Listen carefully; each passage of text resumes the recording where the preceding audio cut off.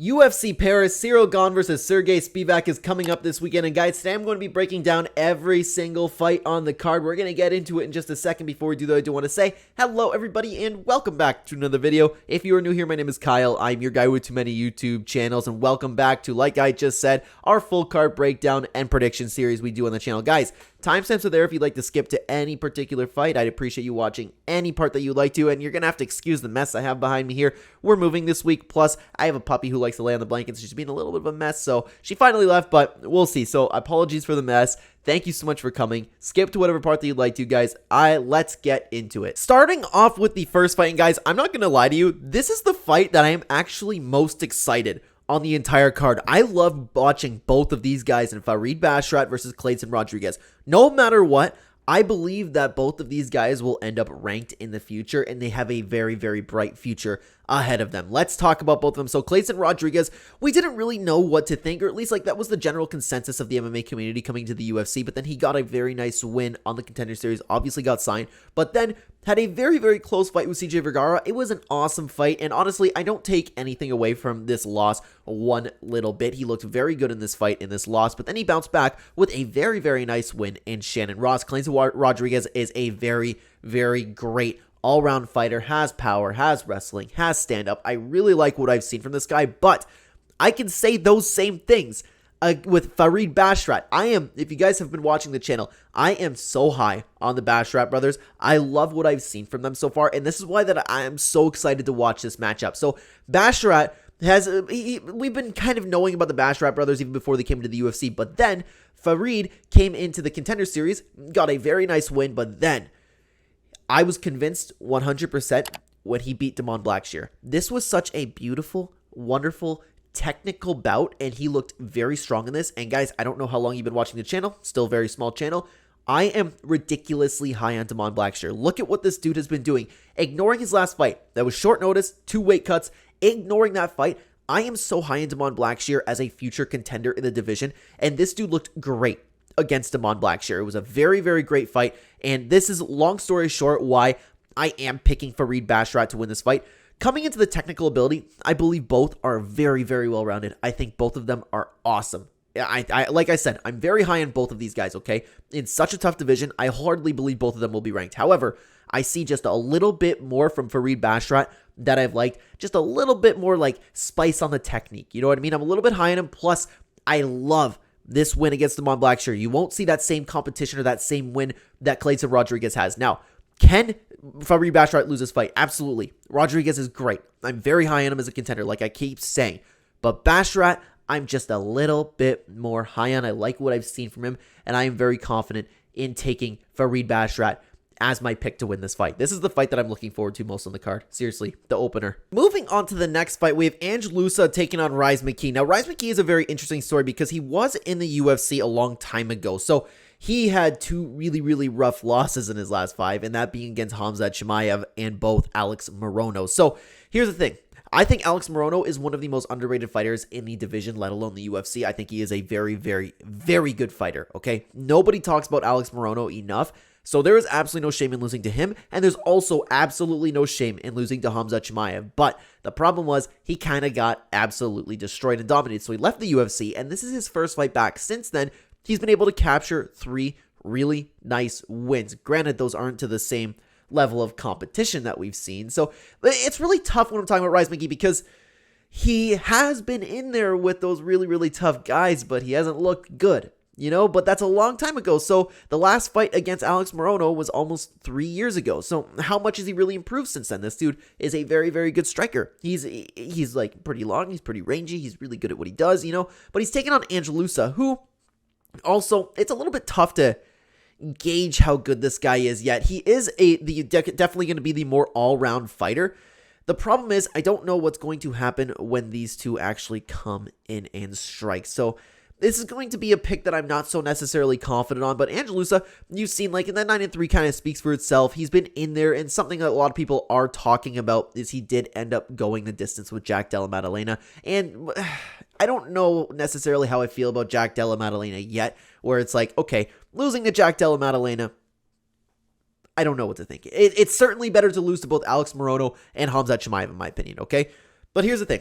Ange Loosa will definitely have an edge in this fight, because while I said I wasn't sure how these two are going to come in and clash, I believe that Ange Loosa definitely has the wrestling and jiu-jitsu advantage. And he might, like, I would imagine going in there, he'll be a little bit more powerful going in there too. So maybe he could, like, blast a double or something. I'm not saying he will. This dude is also very comfortable striking. But I don't know what's going to happen necessarily when these two come in and clinch and strike. I don't know. So I'm going to take Ange Loosa just because that extra option is there, but I'm not confident in that pick whatsoever. Moving on to the next fight, we have Nora Cornolle versus Joselyne Edwards. Now, Nora Cornolle is a UFC newcomer making her debut, but if you take a look at any of her fights, this girl is actually somebody in the bantamweight division in the UFC, in the WMMA division, excuse me, where she's actually quite dangerous, and she finishes her fights. She is looked very good. She's very dangerous, while she lacks a little bit of technique, especially on the ground. That's going to be a weak point, but then again, Edwards also has a weak point there. This girl actually can finish fights, and that's a little bit rare to see in these divisions. While it's like getting a little bit more common nowadays, which is nice to see, but still, that's something to take into consideration. This girl, while she does lack some technique, she is incredibly dangerous. That's what I like from her. Joselyne Edwards, though, Joselyne Edwards coming to the UFC, I don't know how much the MMA community was really thinking of her, because nobody was really talking about her, but I didn't know what to think for a long time, because she was one of those fighters that's just kind of there at bantamweight. You know what I mean? But people are finally starting to get her name a little bit recognized, because she put together a very nice win streak. And you know what? She's looked okay in those fights. 2 of them are split decisions. But at the end of the day, Joselyne Edwards was one of those fighters who, I don't even want to say a gatekeeper in the division. It's just nothing about her really makes me go, okay, she's good here. You know, she's a fighter that's just okay. Lacks a ground game. Same with Nora. So these two are probably going to come in and strike. And what person am I going to take? I'm probably going to take somebody who has the finishing capabilities that we've seen over and over again. There are a lot of questions, like Nora hasn't faced anybody that's UFC caliber yet, but who really is UFC caliber in the 135 division? Like, you know, you got to look at it that way. You have very few actual really strong talent in those divisions. Like, you're lacking the Aaron Blanchfield, you're lacking the Rose Namajunas in that division. So I'm going to take Nora Cornolle. I'm not so confident in that pick. She's 34 years old, getting up there in age. I just like the finishing potential that we've seen from her. So I gotta say, in a fight that I believe that these two are going to come in and strike, I'm going to side with the one who is the more dangerous striker. Moving on to the next fight, we have Zarah Fairn versus Jacqueline Cavalcanti. Now, Cavalcanti is, and I'm probably not saying that right, my apologies, guys, is a decently well-rounded fighter. And again, like I was just talking about with another like WMA fight, nothing about this fight really screams like absolute great to me. Like, nothing goes, okay, she's really good here, but she has a really nice pressure. She can explore the ground game if she really wants to. She's primarily a striker. She's been all over the place as a promotion, so she's had like a decent time so far. She's looked pretty good, but then especially in the LFA, now she's moving into the UFC. I am a big LFA fan, so I'm always watching those LFA fights, you know me. So she's taking on Zarah Fairn. Zarah Fairn, who is, it's tough because this girl has very, very nice technique when it comes to striking, but the problem is she lacks activity, she's slow, she lacks a ground game, she's 36 years old, and her recent record really shows. She's had some nice wins throughout her career, but then coming to the UFC, loss, and loss, and loss, and I believe the same thing is going to happen, to be honest with you. I think that Jacqueline can come in.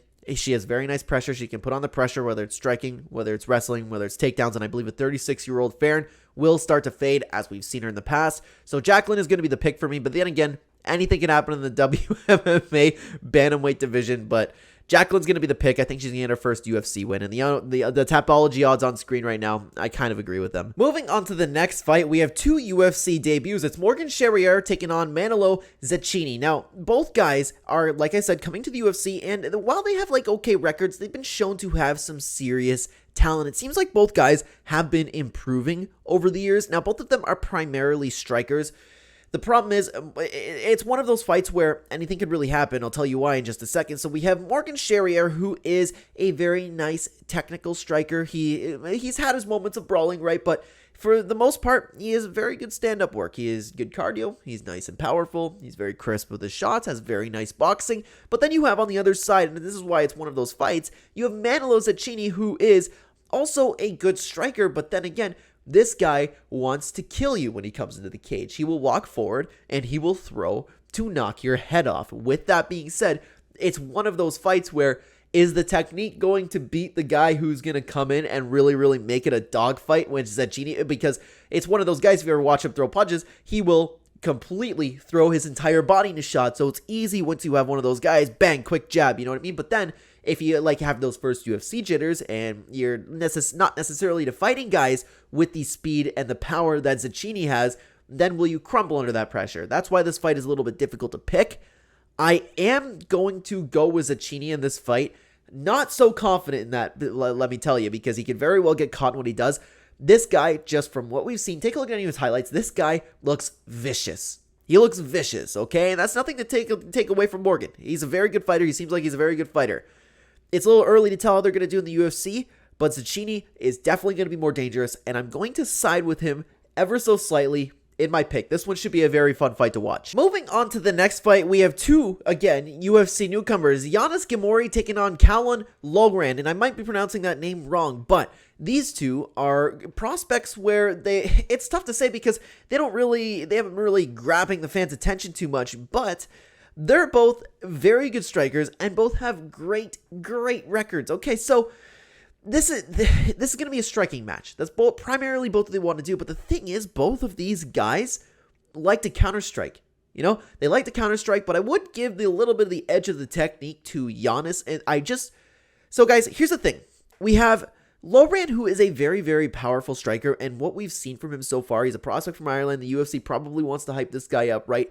They did a good job in signing him because his dude gets some nice highlight reel knockouts. He is very good at what he does. He's very good at counter-striking. He will sit there, wait for you to throw, and then he'll clock you.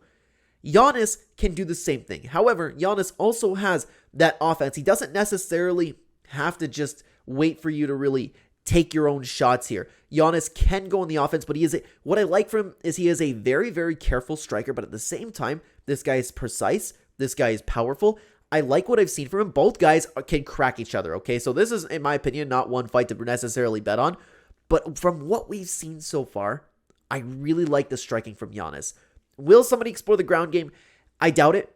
But it's one of those gut feelings I have, man. You ever get those feelings for fights? I have a gut feeling that Yanis will be the more aggressive striker, and I believe he will have the awareness for when Loughran tries to counter him. I feel like he'll be out of the way or blocking the shot. While Loughran is incredibly powerful, Yanis is also powerful. I'm going to pick him to win. I got a gut feeling for this one. Now, guys, we're going to take a little bit of a quick pause here because I will be launching very shortly. If you are interested, check it out. I'm going to be giving people access and launching YouTube channel memberships. What's going to be happening with this is every single Friday, I'm going to be posting to the members, if you guys are interested, all of the bets that I will be placing for UFC, and sometimes I bet on one championship, sometimes I bet on LFA, but primarily it will be UFC picks, UFC bets. I talk a lot about, and I have betting guides on the channel where I talk about fights that I'm confident in, but the fights that I will actually pull the triggers on, that will be what the memberships are for. I will tell you exactly what I'm betting on, how confident I am in it, and I will say I am very safe with my betting. So it's not like I'm going to oh, here's all the underdogs, I'm going to bet on all of them. What I typically do is have the safest bets possible, while you don't necessarily get the greatest odds with them. It's just I make just a little bit of profit each week. That's my goal with the betting. So if you guys are interested in seeing my official plays, the YouTube membership will be launching very soon. If you guys are interested, look it out for the channel page. It will be, if it's already there, you can click the join button right below the title of this video.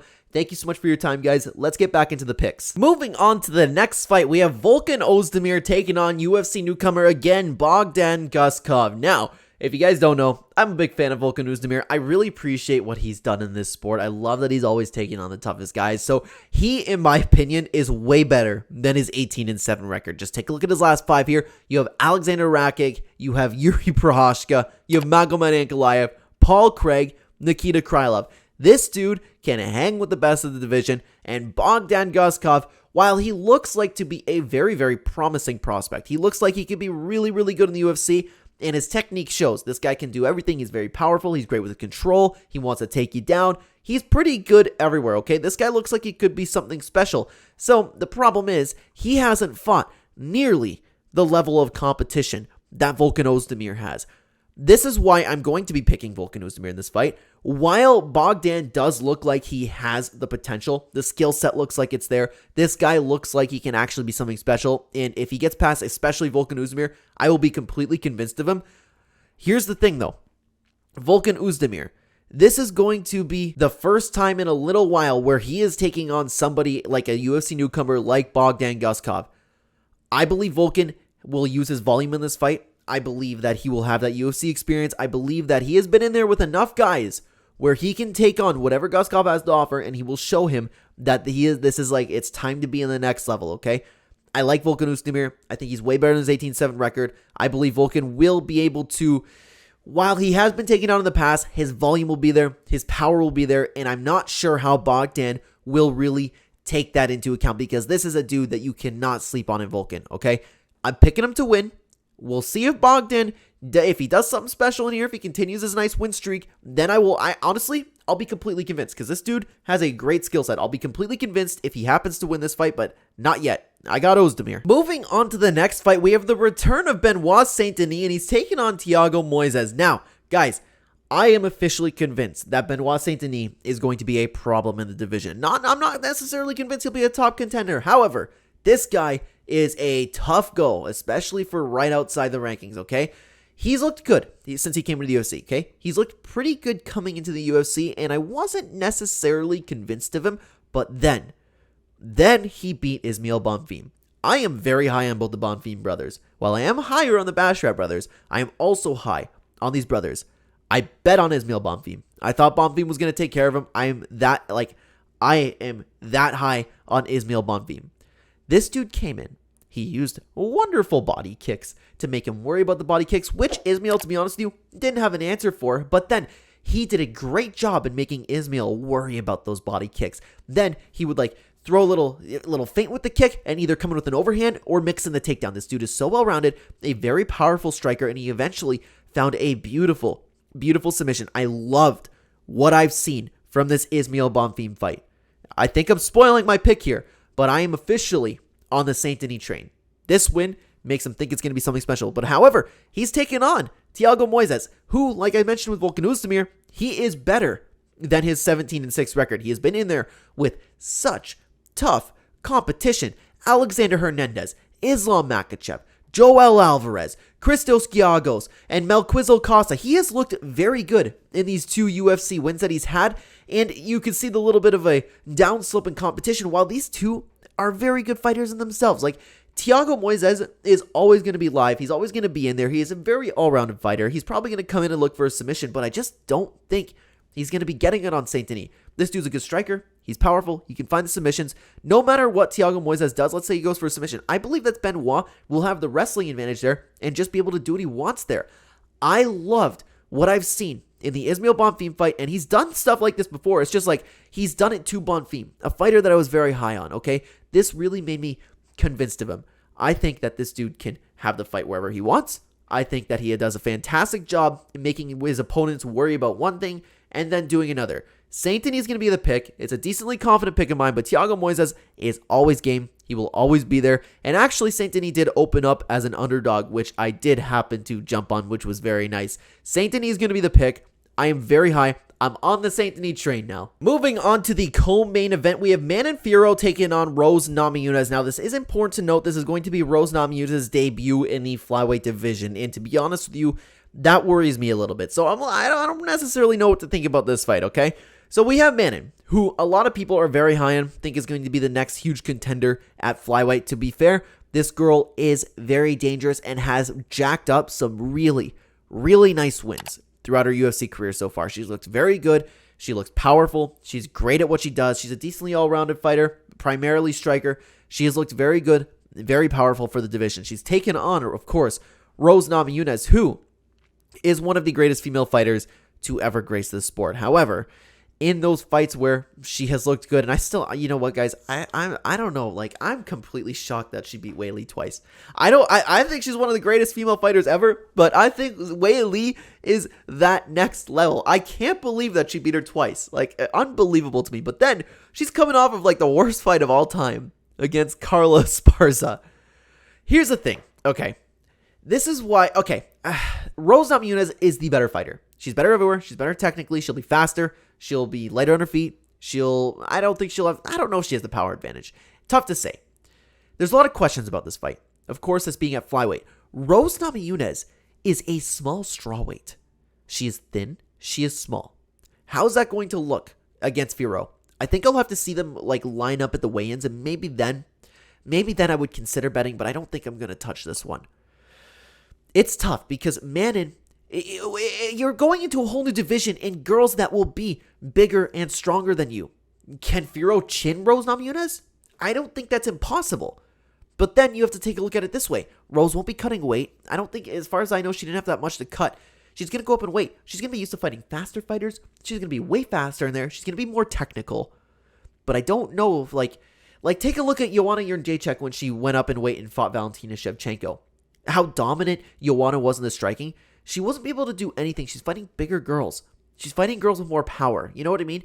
I feel like we might see a little bit of a similar scenario in this fight here because Fiorot does seem like she could be a problem for anybody in the division. But the other thing we need to take into consideration here is Rose Namajunas' mental space. She had a stupid attitude and just quit and disappeared after her last fight. Yeah, I won that fight. Everybody's mad at me for no reason, and then just left. And this isn't the first time we've seen her necessarily have a bad attitude. She's kind of, I don't want to say messed up in the head. That's not what I mean to say. I'm a fan of Rose Namajunas, okay? It's just she doesn't seem like she's always all there. I just watched her interview with Ariel Helwani, and she seemed like she didn't even care about this anymore. And she came back, she lost to Jillian Robertson in the grappling, right? Where I'm still a little bit shocked about that, to be honest with you. It's really tough to say where she is mentally. Is she coming in there just for another paycheck?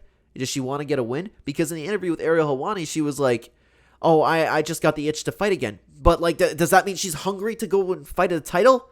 I don't know. There's too much for me to say about to take into consideration when making this pick. But I think Rose Namajunas is the better fighter. I think she's going to be faster, and she will out-technique Manon Fiorot.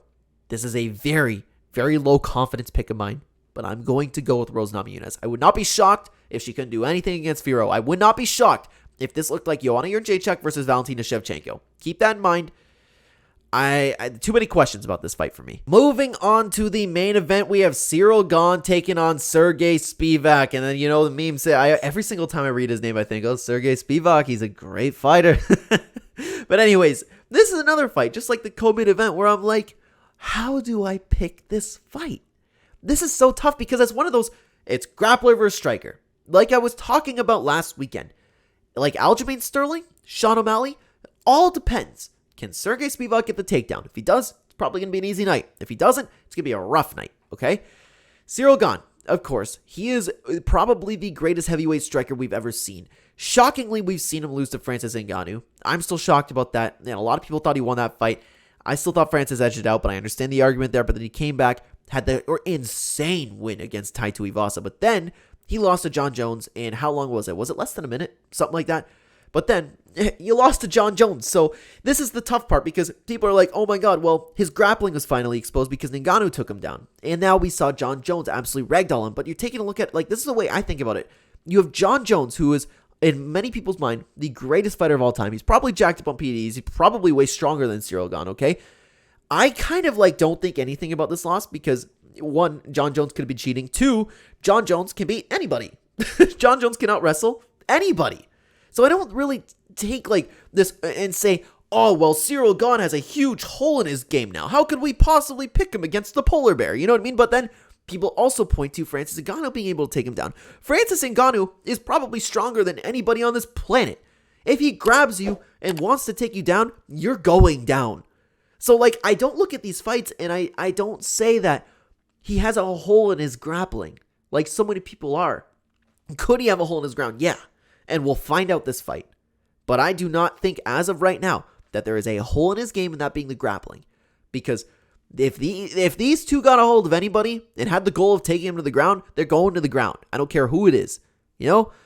So that's why it's tough. And then you have Sergey Spivac, who, going through his record, he's looked pretty good in the UFC. He's had some very nice wins. His only loss being to Tom Aspinall. And Tom Aspinall's been beating everybody, but then since then, he's had nothing but great performances, great and dominant performances. While Ciryl Gane, in my opinion, has fought a little bit better competition, Sergey Spivac, he'll come in, he'll be not too sloppy, but sloppy enough where if he comes in against Ciryl Gane, he'll get cracked.